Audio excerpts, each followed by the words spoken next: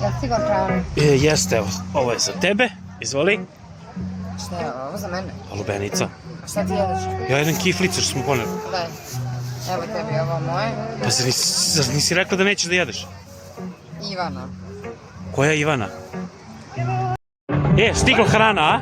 Jeste. Šta je za mene? Pa ništa, ja sam poručila za sebe. Poručio ti evo ga konobar. Pa to je previše. Ivana. Koja je Ivana više? Opet jede žena Božja, bit će ti žao, bre. Neće. Ivana. Koja je Ivana, ne znam nijednu Ivanu, nemam ni sa jednom Ivanom ništa.